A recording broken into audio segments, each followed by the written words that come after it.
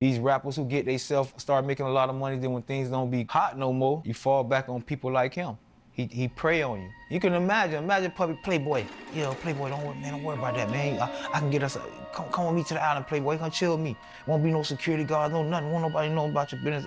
Hey, don't worry about that. I'll wire that, Playboy. You blew through $1 million in 8 months. Yeah. And you're how old at that time?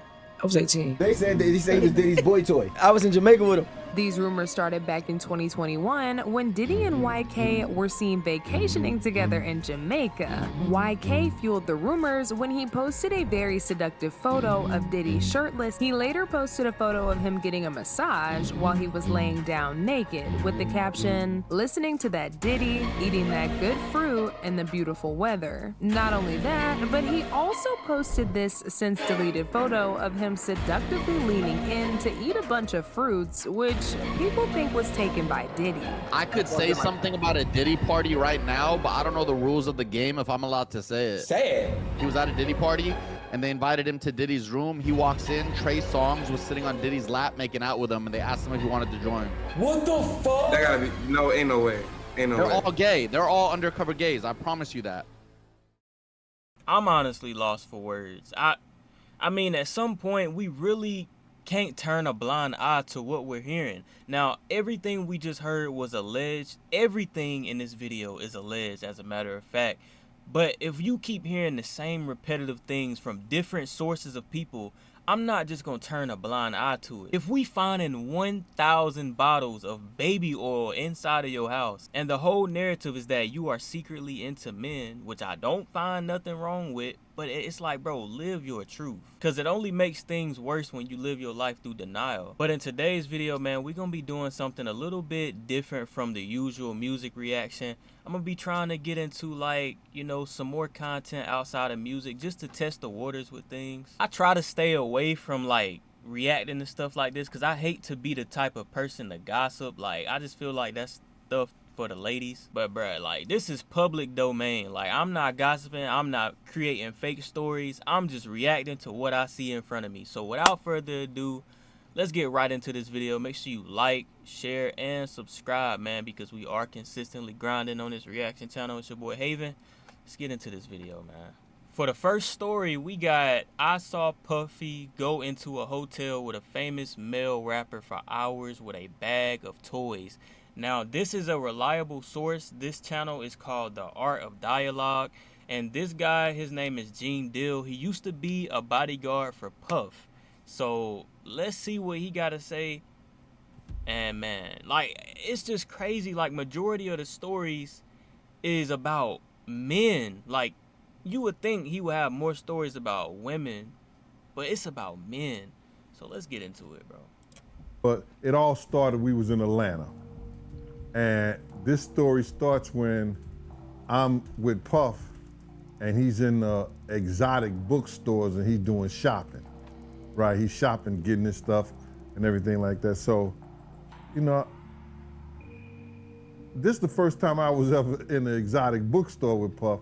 So, you know, I'm giving him his space. He's taking things off the shelves and stuff like that because they gave him a brown paper bag. When they gave him a brown paper bag, he was just putting stuff in there. So I said, damn, you know, he got to go put it on the counter and, you know, show everybody what he's getting. So as he going, I'm just looking at the places where he picking stuff from. So there's one part he picked up some things from up here on my left side. And then he picked like quite a few of them down. I'm like, okay. He put them in the bag. So when I went by there and I looked up there and it said butt plugs. And I was like, hey, yeah. Now, he could be getting that for the women. He could be. Like, I'm the type of person, I'ma always give you a chance. I'ma give you a chance, but I'm suspicious just like him. Oh, I was messing with him. Because people don't understand, you know, we was like friends. He was a part of the same gang, so I'm still gonna tease him. I'm still gonna mess with him and everything like that. I could do that. It wasn't just no security thing. So I say, yo, what are you getting this for?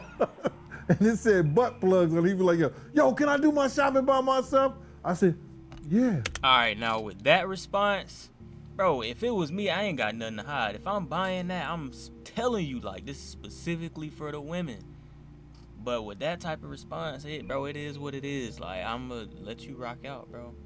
You could do it by yourself, brother. Yeah. And he started walking and everything like that. When he got I just waited at the counter. So when he got to the counter, he didn't even have to show the guy nothing. He just gave the guy a wad of money. I mean, like, he gave the guy a stack something like this. And Puff wasn't the dude that carried no 20s and no 50s or nothing like that. And I mean, like, he just said, boom. And we walked out the store. So we had to leave Atlanta and go to North Carolina for a show. You understand? And it was him, this rapper, Sarah, and this other girl.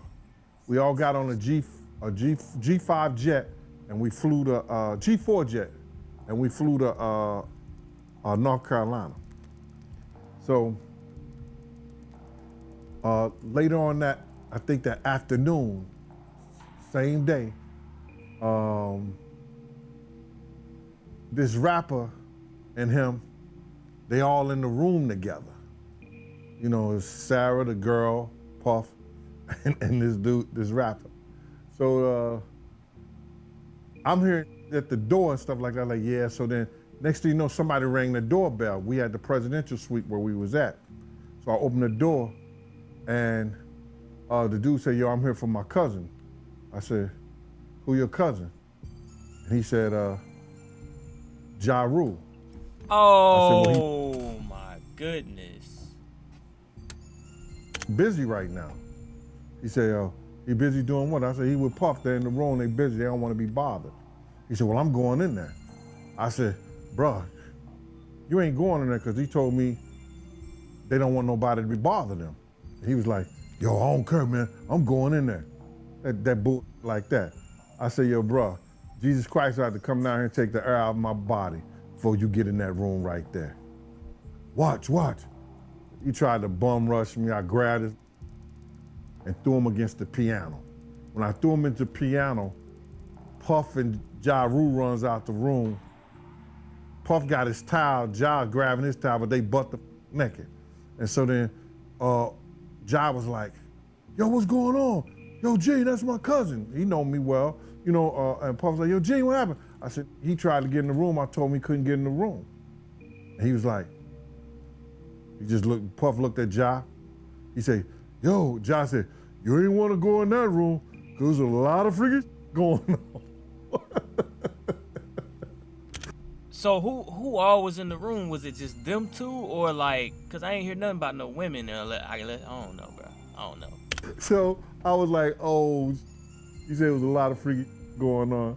So that was basically that story, man. You know what I'm saying? They went back in the room. Dude felt a certain kind of way, and he left out. So I seen them at the concert the next day, and they tried to, you know, form up against me. But my man Frank was like, I told my man Frank, I was like, yo, Frank, put yourself in that position. Somebody trying to get in the room, and Ja told you don't let nobody get in the room. What would you do? Now, y'all can do whatever y'all want to do, man, but you know I ain't taking no losses. He said, yo, you good, and that was it. Bruh, when Ja said, you don't want to come up in there, a lot of freaky stuff is going on. You got to use your mind, what they was doing with those butt plugs. Right. So he specifically got it for that day. Yeah, that's That was wild. crazy. Yeah, it was real wild. Yo, what in the world, bro? Like, am I tripping, or he didn't even mention that it was no women in the room? So that mean it was specifically Diddy and Ja Rule in a robe naked. Bruh, like. And all of this stuff is alleged, by the way, and even speaking on this is just wild, because it's like you wouldn't even think to put these two together, or just men in general, bro. Next story. Same source again. Gene Deal exposing Diddy for grooming Usher. Diddy and Usher situation led to Usher going to the hospital. Now, I'm speechless, bro. Like, if you don't know, Usher came up in the game under Diddy. I think under, what is it, Motown or something like that. I'm not sure on the actual like record label he came up in, but he came and stayed with Diddy when he was like 13. Wild move for a kid to do that, but let's get into Looking at this lawsuit, right? Lil Rod, he alleges that, you know, Diddy told him personally that he had sex with Usher. And when you look at the lawsuit, even though they got Usher name redacted, you could tell who it is because they describe him. Look at the alleges that. Looking at this lawsuit, right? Lil Rod, he alleges that, you know, Diddy told him personally that he had sex with Usher. Oh my goodness, bro. If y'all don't know who, well, I think his name Lil Rod or something, Lil Rodney or something. It's kind of crazy. That's my name too. Not Little Rodney, but my first name is Rodney. But bro, you did what with Usher? Like, it don't even sound real. It don't sound real. And when you look at the lawsuit, even though they got Usher name redacted, you could tell who it is because they describe him as the guy that performed at the Super Bowl. Right. So, I mean, we all know who that is, but how you feel about that, man? Well, I mentioned that earlier, that he said about Stevie J. The Usher part, that's a touchy situation, man. You know what I'm saying? Because I had a certain feeling, and I felt a certain way when Usher got on Shay Shay, and I don't mean to mention other people's platforms, but he got on Shay Shay and he mentioned how great and how good Puff taught him and everything. You know what I'm saying? About the business, right? I know, and people know, that was around that in that time that Puff and Usher did have a situation. And that situation led Usher to the hospital. Now I let Usher explain that to y'all. I let Usher tell that story. But how dare you say a man that groomed you, you gonna give him a pass? Bro, you know I know. Let me reframe you on something. Remember Usher? We was at the Swiss Hotel. Puff had Kim in the room. Kim Porter. Had one of Keith Sweat's baby mothers in the big room outside the master bedroom.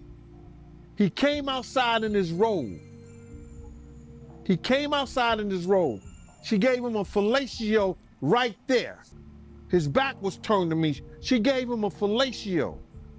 You knocked on the door. I came and opened the door for you. Puff went in the room. You came in the room and kissed that girl dead in her mouth.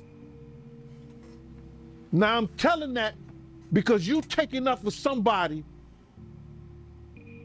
that you know and a lot of more people know didn't do you right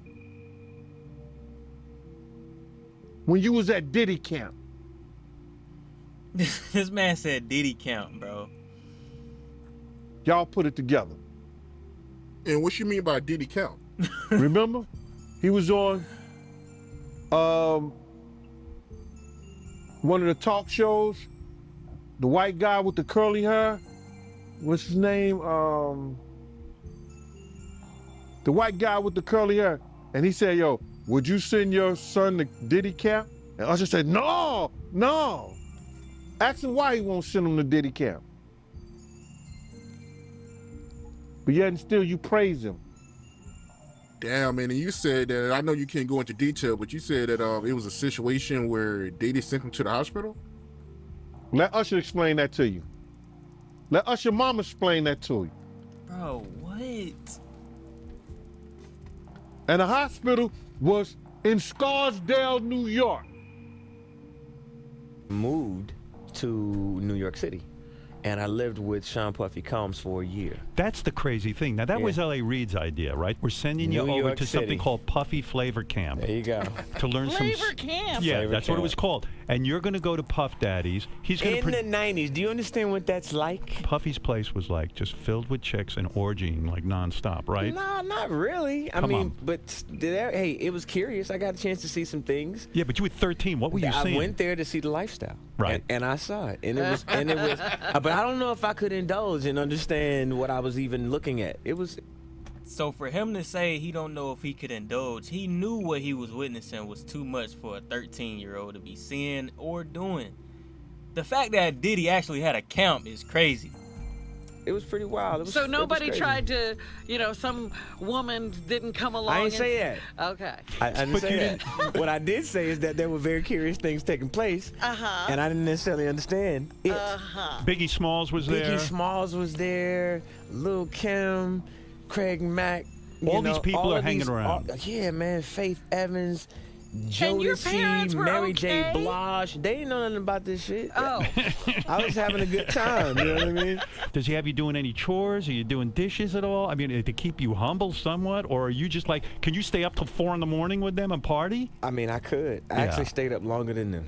And do you have money? What's going on? I mean, I had like per diem. Yeah. I had like, What like a a living. life. Yeah, it's pretty crazy. 14 years old. You're a dad now. Would you ever send your kid to Puffy Camp?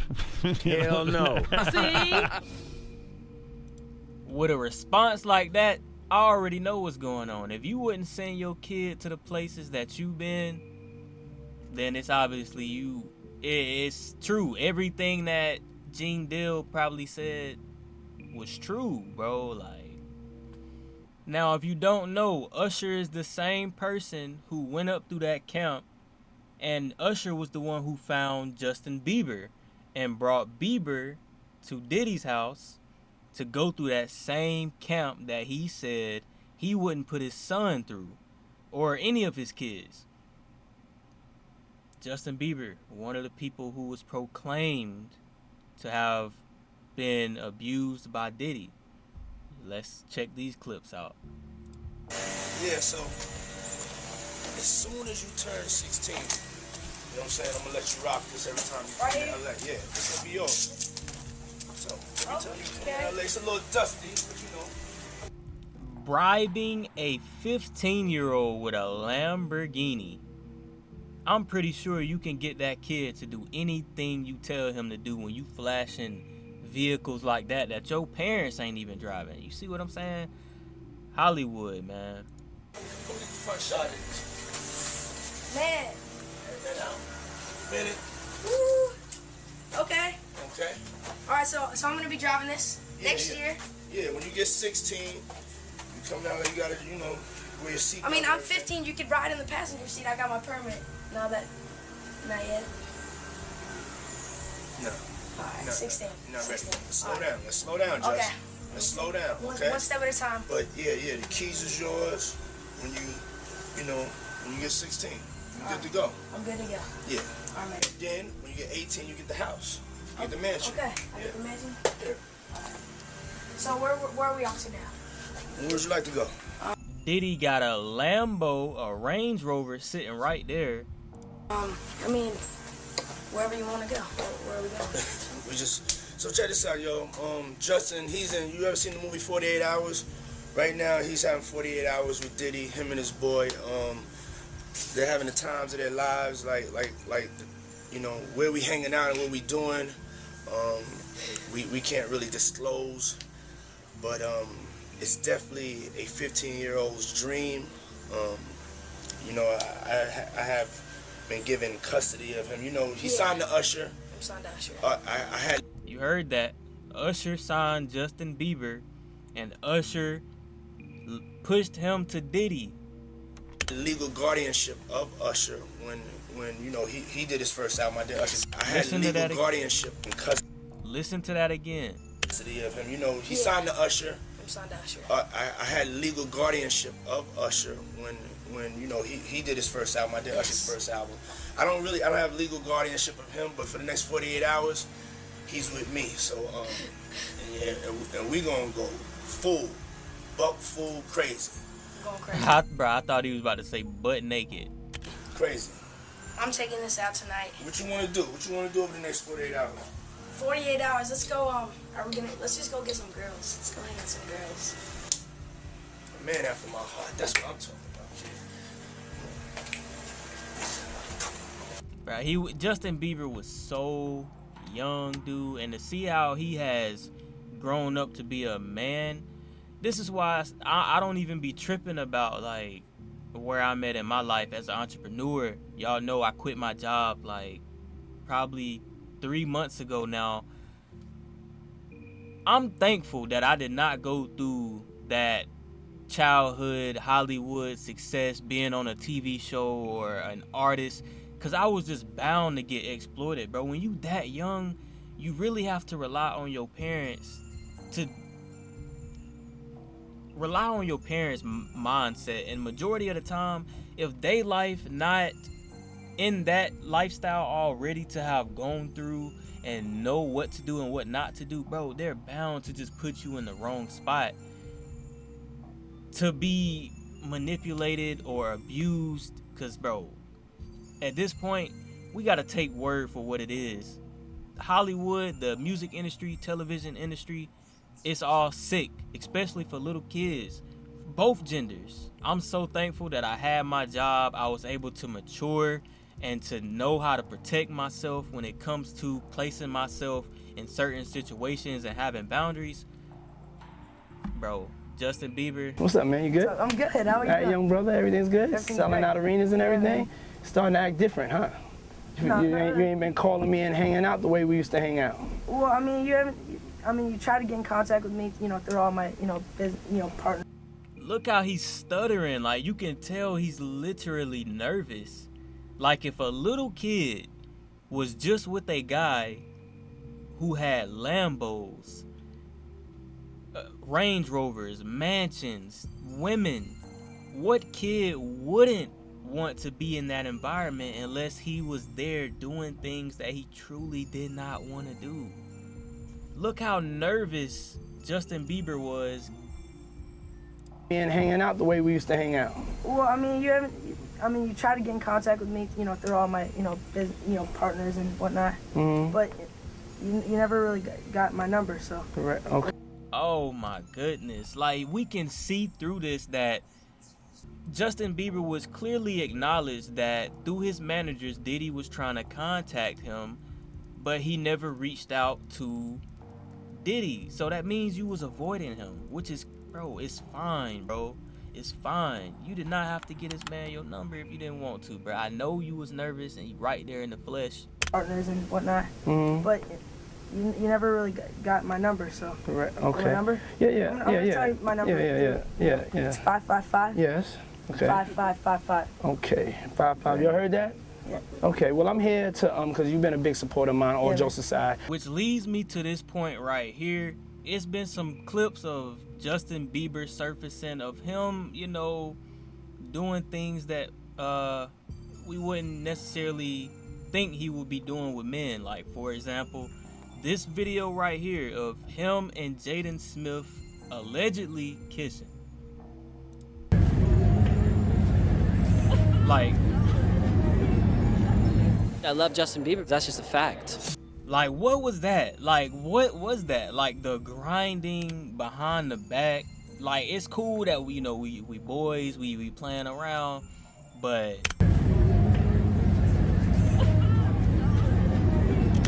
like that right there, bro. Man, like that man. Let me know what y'all think. Which brings me to this interview from a former artist of Diddy's, claiming that Diddy was a monster, and everything that Diddy went through growing up in the industry, he put a lot of artists through this. The trauma that Diddy went through, he put that effect on all the other artists, and they went spreading it. It's like a disease. Well, not an actual disease, but it's a trauma effect. Like, it's a snowball effect. Okay, it happened to me, so I'm gonna do it to you. You gonna do it to them, and so forth. So let's listen to what this guy gotta say. He's a member of the group the band. I want to know what Justin Bieber, I want to know. Justin Bieber, look at his life change. That man is terrified of Puffy. I seen the video. I'm in the streets, dog. People know fear, dog. You're like, what happened to your number? You like, man, I lost it. Fear, man. I said the same thing. Like, if a man gave you all the things you could ever ask for, and for you to be avoiding someone who was doing that for you, it's clearly something happened to where you want to avoid him. And he said the same thing. You got to think of all the people, the white folks who've been at the parties. They scared. They don't roll in crowds with niggas and guns.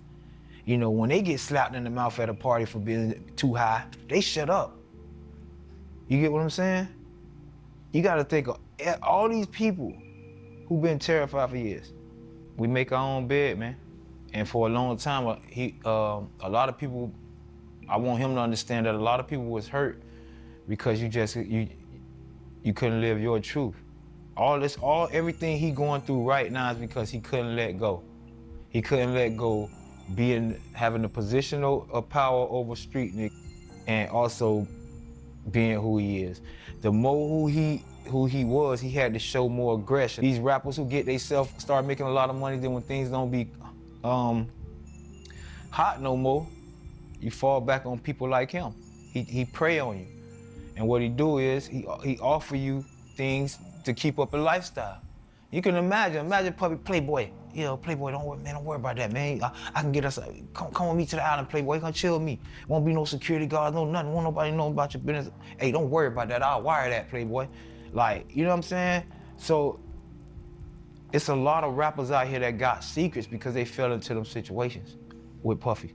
And I know this personally. I know personally, but like I said. Ooh, and to touch on that topic specifically, I remember everybody was on YK Osiris' head at one point about the suspicious trip that he took with Diddy to a private island. Everybody knows that YK Osiris' career had took a downfall, and that doesn't mean he was struggling financially, but I do recall seeing an interview with him and DJ Vlad talking about how he blew through his first 1 million. How did you spend your first $1 million?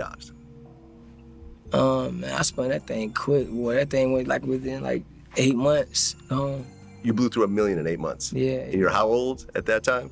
I was 18. 18 years old. 18. You do not give a 18-year-old $1 million. That is not always the best idea. Yeah, I went quick too. And if you don't know how advances work in the music industry, a record label will front you a certain amount of money, and then this means you are in debt of the label. His label gave him $1 million, so that means he will have to pay that label $1 million in return. And then some, because he is treated as an investment. If we front you $1 million, we want to make at least $3 million off you. What's the craziest rumor you heard about yourself in this industry so far? The crazy rumor? Yeah. I don't know about what rumors, right? Wait, they say, you and Diddy? Yeah. Yeah, you and Diddy. You and Diddy what? You and Diddy. They say he was. Him and Diddy what?